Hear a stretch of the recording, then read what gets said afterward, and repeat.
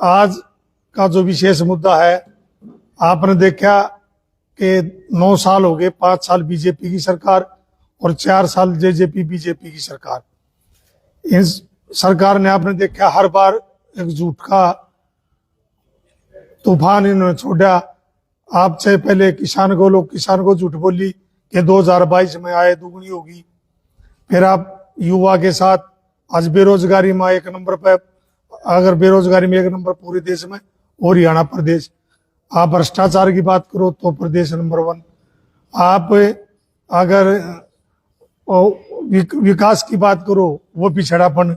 लेकिन आज का सबसे बड़ा मुद्दा है जो 75% की इन्होंने बात करी जेजेपी ने, अगर 75% हम युवाओं को रोजगार देने का काम करेंगे जो प्राइवेट फैक्ट्रियों में, कंपनियों में। इन्होंने इस मुद्दे पर बड़े वाहवाही लूटने का भी काम करा था। और सबसे बड़ा मुद्दा था कि 5100 रुपये बुढ़ापा पेंशन और 75% युवा को रोजगार। आपने देखा ना, तो 5100 रुपये बुढ़ों की पेंशन हुई और ना 75% रोजगार की बात। आपने देखा इन्होंने पहले विधानसभा में उसमें लेकर आए, फिर कोर्ट में चला गया मामला, उसकी अच्छी तरह से पैरवी नहीं की। सबसे बड़ा धोखा अगर किसी के साथ किया तो प्रदेश के युवाओं के साथ किया। और इसका अगर कोई सबसे बड़ा दोषी है तो वो जेजेपी पार्टी, उप मुख्यमंत्री दुष्यंत चौटाला जी है। उन्होंने युवा के साथ बड़ा धोखा किया है। और बुढ़ापा पेंशन की भी आपने देखा कैसे था। ये आज का विषय मुद्दा है। तो कोर्ट के जो आज डिसीजन आया उसको लेके कांग्रेस किस तरह का माहौल तैयार करेगी कि जजपा के खिलाफ जो आप माहौल बता रहे हो धोखा की? देखिए, जजपा के खिलाफ आपने देखा आज पूरे हरियाणा प्रदेश में कांग्रेस के अगर विधायक की बात करो, चाहे नेता की बात करो, इसके ऊपर पूरा आक्रमण उसके ऊपर फोकस है।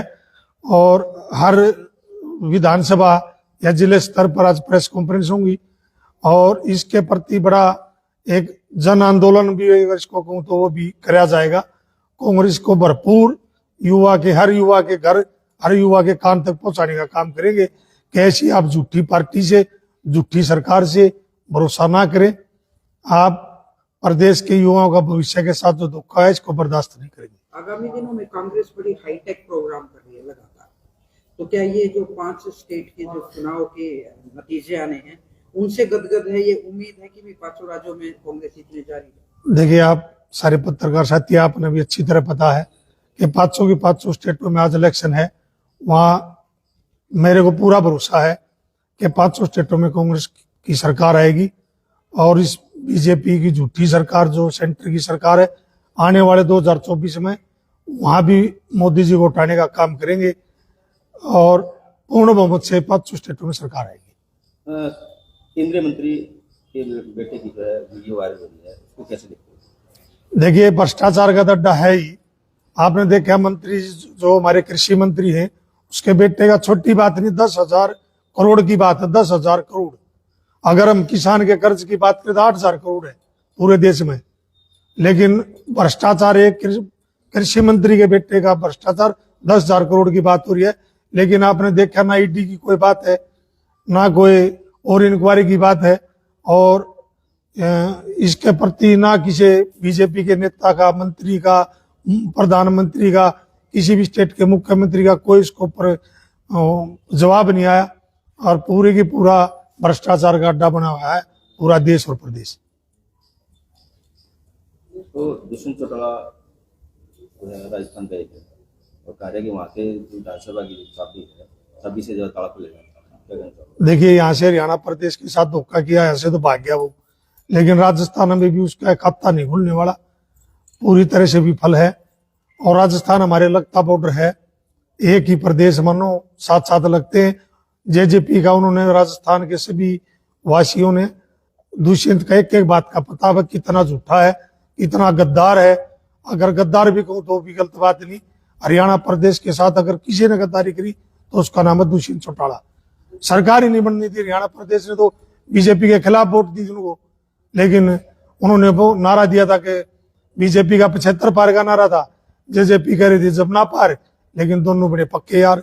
आज 4 साल इन्होंने जो ठगबंधन होया ना, तो इन 5100 बुढ़ापा पेंशन पर गठबंधन होया ना, 75% युवा रोजगार पर होया आपने देखा जब इनके गठबंधन हुआ तो उनके महकमे बटने का जब काम हुआ तो आपने देखा वहां जो बड़े बड़े महकमे थे जो आमदनी के लूट के थे, चाहे आप आबकारी का ले लो, चाहे आप कोई भी महकमा, दारू का महकमा है, कोई पंचायत का महकमा है, और भी जितने महकमे वो सारे जेजेपी के पास है, वो उन्होंने लेने का काम किया और वो महकमे लेकर लूटने का काम इस हरियाणा प्रदेश को किया। जो 75% आरक्षण की बात कर रहे हो आप, पेंशन उसको कांग्रेस किस तरह से दिखाएगी विधानसभा में, क्या इसका? बिल्कुल, इसके बारे में विधानसभा में बड़ा जोर शोर से मुद्दा उठेगा और विधानसभा में लड़ाई लड़ेंगे युवा की। पहले भी हमने 75% की बात करी थी तो दुष्यंत चौटाला ने बयान दिया था, खड़ा हो गया कि कोर्ट में चलेगा, कोर्ट में भी हम जीतेंगे, जल्दी फैसला आने वाला है। लेकिन हरियाणा प्रदेश को युवा ये भरोसा नहीं था कि सरकार उसकी पैरवी नहीं करेगी और ये धोखा होगा युवा के साथ, बहुत बड़ा धोखा है। विधानसभा में भी और सड़क पे भी जहां जरूरत हमने समझेंगे कांग्रेस पार्टी इसको पुरजोर तरीके से उठाने का काम करेगी। कहीं जो युवाओं की पैरवी नहीं की, बिल्कुल पैरवी करिए नहीं। अगर सरकार पैरवी करती तो ये जो मुद्दा, ये 75% का आरक्षण की बात थी, ये पूरा भी हो सकता था। लेकिन उन्होंने एक ढकोसला बनाया, युवा को बहकाने की बात करी और ना इसकी पैरवी करी, एक धोखा था वो। आपने देखा जब से सरकार है बीजेपी जेजेपी की, हर बार धोखा हुआ। छोटे व्यापारी के साथ देख लो आप, किसान के साथ, मजदूर के साथ, आप कौशल रोजगार की बात करो, वो भी अगर सबसे बड़ा धोखा है तो एससीबीसी के साथ है। भाई नौकरियों में आरक्षण होता था, कोटा था। कौशल रोजगार की अगर आप बात करोगे उसमें कोई किसी प्रकार का कोटा नहीं है भाई, कोई एससी का कोटा नहीं, बीसी का कोटा नहीं, गरीब का कोटा नहीं। सबसे बड़ा धोखा अगर इस बेरोजगारी में कौशल रोजगार के तहत किसी के साथ किया गया तो एससी और बीसी समाज के साथ किया। आप बात कर रहे थे जो ईमानदारी की, बीजेपी बिना पर्ची नौकरी देने की बात करी नहीं, कहाँ बगैर पर्ची बगैर खर्चे की। यहाँ तो नौकरियां लाइन में लग के व्यक्ति है और नौकरी पे की हुआ एसएससी बोर्ड में चेयरमैन के देखो आपने ऑफिस में 3.5 करोड़ रुपये ऑफिस में मिलने का काम किया और बोली लगी नौकरियों की। एक भी नौकरी आप बताओ अगर कोई भी बगैर बोली के, बगैर भ्रष्टाचार के कोई नौकरी लगी हो। नौकरी लगाने की बात आवे जब हरियाणा प्रदेश की युवा के साथ धोखा। अगर जब नौकरी आपने एसडीओ देख के लगे, पहले 90 एसडीओ में से 75 एसडीओ बाहर के थे हरियाणा स्टेट से। क्या हरियाणा स्टेट का युवा और रोजगार नहीं ले सकता? वो भी पढ़ा लिखा युवा है। आपने देखा जब यूपीएससी की रिजल्ट आया 3 साल पहले, अगर देश में सबसे पहले नंबर पर अगर कोई आया तो हरियाणा प्रदेश का सोनीपत जिले का प्रदीप मलिक, जो पहले नंबर पाने का काम किया। लेकिन ये सरकार, यहाँ का मुख्यमंत्री तो दुर्भाग्य है हरियाणा प्रदेश का।